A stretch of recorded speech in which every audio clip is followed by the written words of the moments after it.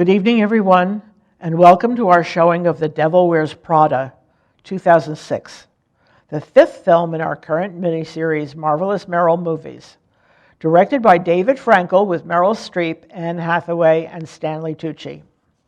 The film was adapted for the screen by Aline Brosh McKenna, based on the 2003 novel of the same name by Lauren Weisberger, who modeled the Emily character on Fem Sykes, a writer and former assistant to Anna Wintour of Vogue magazine, who worked there at the same time as Weisberger.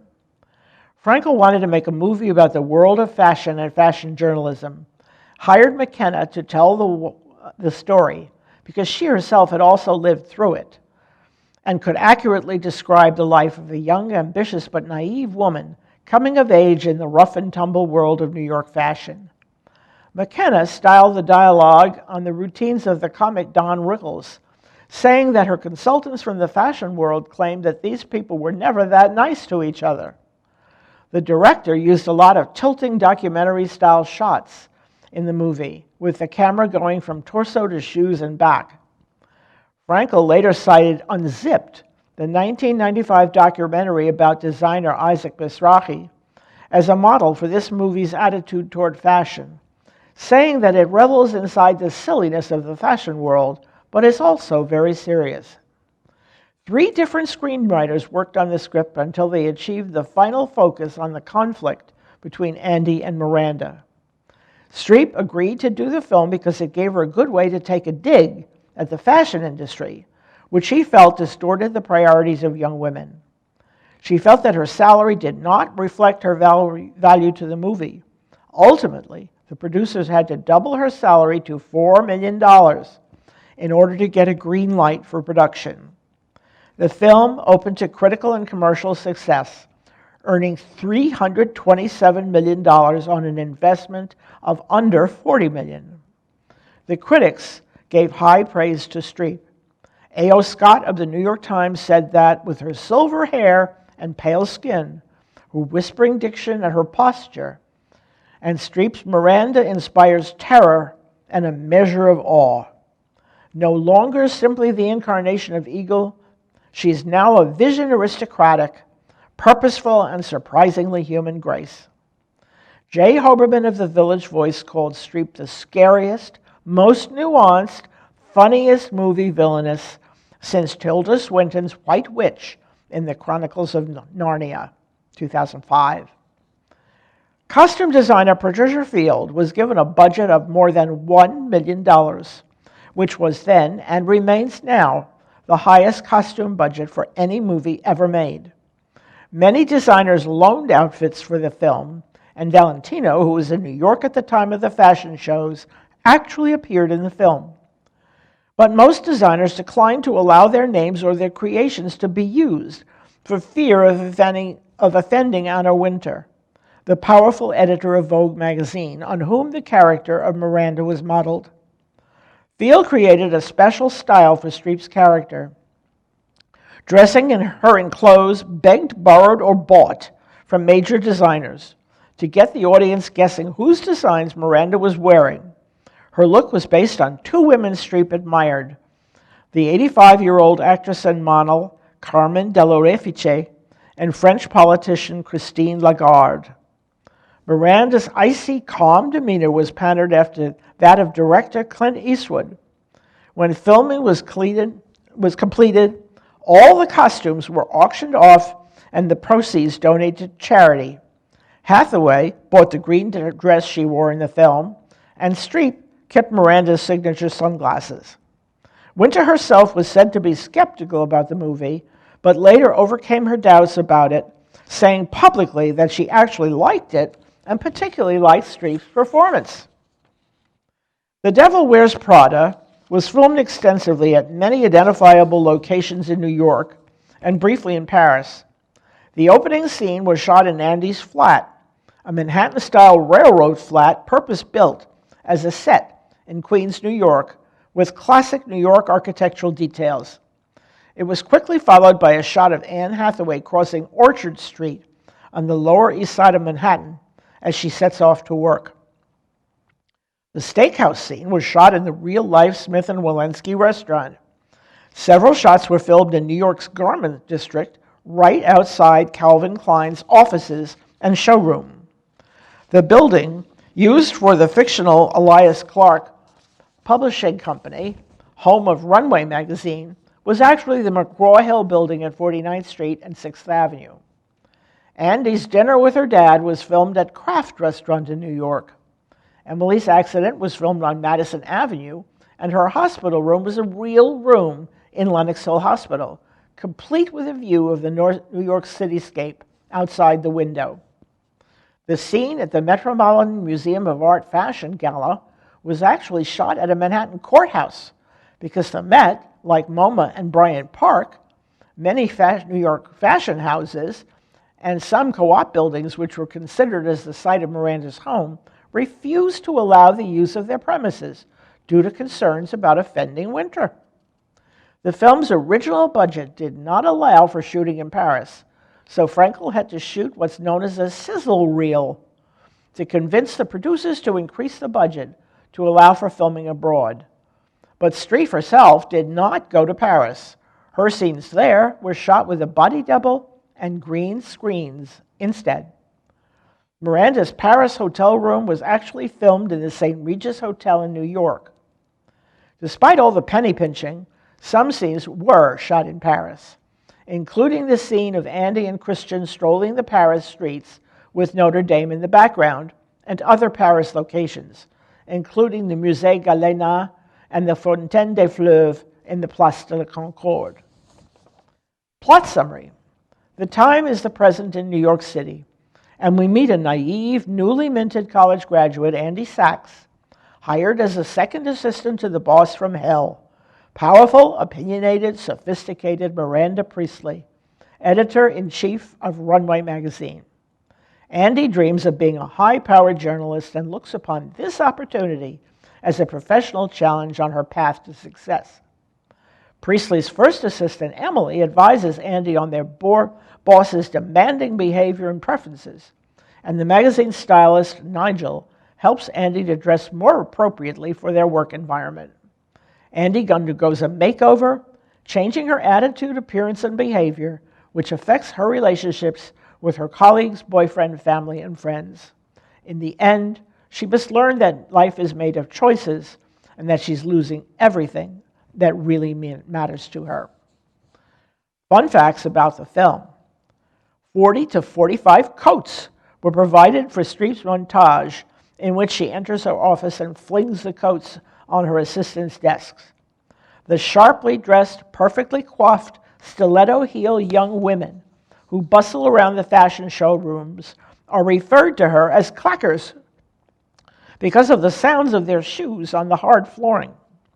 Gisele Bündchen, famous supermodel and wife of Tom Brady, has a cameo as a clacker. She agreed to appear in the film only after being reassured that she would not play a model. Stanley Tucci's ring came from Fred Leighton, which also provided most of Streep's jewelry. The most expensive piece in the film was a Fred Leighton necklace valued at $100,000. The Prada luggage was the real thing, worth between $70,000 and $100,000. Streep's cerulean sweater speech became very famous because it demonstrated how one small fashion detail could be translated into huge amounts of money invested and spent throughout the industry.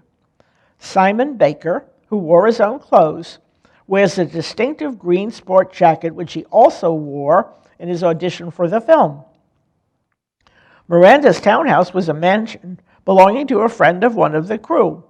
They had to take off their shoes while filming in order to protect the rugs. All of the artwork hanging on its walls was genuine and was credited in the film, including several canvases by Alex Katz, Larry Rivers, George Siegel, and David Hockney. Lauren Weisberger has a cameo as an au pair for Miranda's twin daughters as they travel by train to visit their grandmother. Streep wore a white wig because she didn't want to look like a suburban soccer mom in her own blonde hair. There are some real people who appear at the Paris fashion shows, including the designer Valentino, who was the only designer who consented to appear in the movie, and a bona fide French fashion reporter. David Frankel's father, Max Frankel, who was then the managing editor of the New York Times, visited the set of this movie several times a week. Both Hathaway and Blunt had to lose weight for the film. They would clutch at each other and cry because they were so hungry. Streep also lost so much weight during filming that later her clothes had to be taken in. Anne Hathaway prepared for her part by volunteering for a week as an assistant at an auction house where she was put through the ringer. Streep greeted Hathaway on set by saying that she was perfect for the part. Then she said that was the last time she would say anything nice to her. The scene where Andy delivers the book to Miranda's apartment was totally improvised, and the one in which Gisele Bündchen says she looks good after seeing Andy's makeover was also entirely improvised. When Anna Wintour heard that the film's production designer had snuck into her office to peep at its decor so he could reproduce it authentically, she completely redecorated her space. Wintour was not invited to the film's premiere, but later attended an advanced screening with her daughter, who was heard commenting, "They got that right," as the film rolled. Blunt's character was not originally intended to be British, but Blunt thought her British accent would make her seem more imperious. She was also completely dressed by British designer Vivienne Westwood. Blunt stole a line of her dialogue from a remark she overheard on the street. A mother berated her misbehaving child, saying, "I'm hearing this," talking, but I want to hear this, silence. She also mimicked the woman's hand gestures. The book Miranda asks Andy to procure for her twins is Harry Potter and the Deathly Hallows. After filming, one of the prop books used in the movie was sold at auction for $586, and the proceeds went to the charity Dress for Success. For the photo of Andy with her parents, Hathaway posed with her mother, Kate Macaulay Hathaway, and David Marshall Grant. A runway issue is displayed on the wall behind Emily's desk next to the fax machine. It shows a cover with 3 models and is based on Vogue's August 2004 issue featuring Priscilla Presley, Lisa Marie Presley, and Riley Keough. Miranda always wears a white Hermes scarf, hence the need for so many Hermes pieces. When Miranda tells Andy she will be going to Paris, Andy is wearing a Chanel necklace with Eiffel Tower charms on it. The first handbag we see Miranda carry is a Prada piece. For the scenes of Miranda and Andy in the back seat of a Mercedes S-Class automobile, the vehicle had to be cut in half in order to get the right camera angles. Fortunately, it was a pre-production model and couldn't be sold anyway. Andy's boyfriend, Nate, wears a University of Alabama Crimson Tide t-shirt in an early dinner scene with their friends. When Frankel was coaching Tucci about how to read when he hears that he's not been chosen for the job he desperately wants, Frankel told him to act like he would react when he hears that he's not been chosen for the job. And act that he's been nominated for an Oscar and heard another actor's name called. Streep was standing nearby and said, "Well, I can help you with that." The animal print gowns for Central Park fashion shoot were designed by Gianfranco Ferré and Roberto Cavalli. Things to look for: $1 million worth of high fashion clothing and accessories, including the animal gowns by Ferré and Cavalli. Miranda's distinctive clothes and hairstyles, including white wig, the lengthy circling shot in the gallery scene with Andy and Christian, the cameo appearances by Bridget Hall, Heidi Klum, Gisele Bündchen, all professional models, Lauren Weisberger and Valentino Garavani, the Cyrillian sweater speech, the clackers, Hathaway's family photo with her mom and David Grant, Miranda's signature white Hermes scarf, Andy's Chanel necklace with the Eiffel Tower charms, Miranda's Prada handbag, Nate's Crimson Tide t-shirt, Tucci's ring, the tilting documentary shots in the fashion showroom scene, the coat montage, Runway magazine's impeccable fashion closet, the noteworthy artwork in Miranda's apartment, the Fred Leighton designer jewelry, Streep's icy, calm demeanor, and the Mercedes-Benz S-Class car that was sawn in half. Now it's time to view The Devil Wears Prada. Sit back, settle down. Please remember it may take a few minutes for the film to roll. Enjoy.